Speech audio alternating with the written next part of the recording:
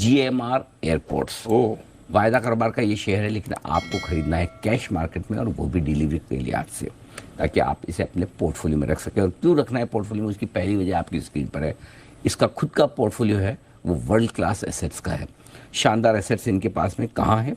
घरेलू एयरपोर्ट्स में आप देखिए, कंपनी के पास Delhi one of the best airports, Hyderabad और गोवा का जो नया एयरपोर्ट बना है वो इन्हीं के पास में है। इंटरनेशनल एयरपोर्ट्स में अगर आप देखेंगे तो इंडोनेशिया, ग्रीस, फिलीपींस के एयरपोर्ट्स GMR के पास में है ही।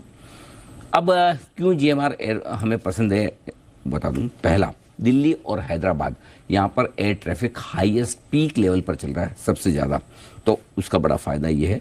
और इन दोनों का जो एक्सटेंशन और एक्सपांशन चल रहा है दोनों एयरपोर्ट्स का, वो इसी वित्त वर्ष में पूरा होने की आप उम्मीद करके चल सकते हैं, ऑलमोस्ट डन।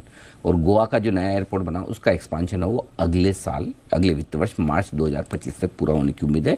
इनसे आएगी आगे की ग्रोथ।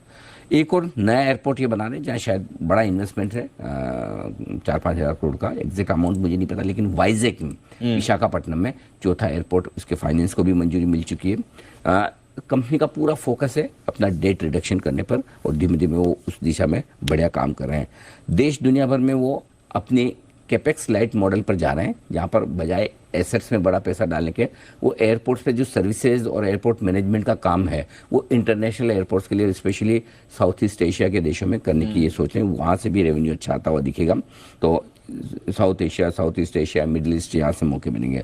दिल्ली एयरपोर्ट अभी नुकसान में है, और उसी की वजह से कंपनी नुकसान में भी है।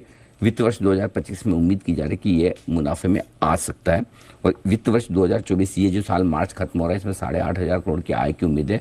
मार्जिन 32% रहेंगे। नेट लेवल पर नुकसान रहेगा शायद 400 करोड़ के आसपास, 450 करोड़ के आसपास है। पिछले साल के मुकाबले जो 850 करोड़ था, आधा होना चाहिए, लेकिन अगले साल से कंपनी प्रॉफिटेबल हो सकती है। ऑपरेटिंग लेवल पर प्रॉफिटेबल है, नेट लेवल पर प्रॉफिटेबल होने की उम्मीद कर सकते हैं। अदानी एयरपोर्ट का IPO भी इवेंचुअली आएगा।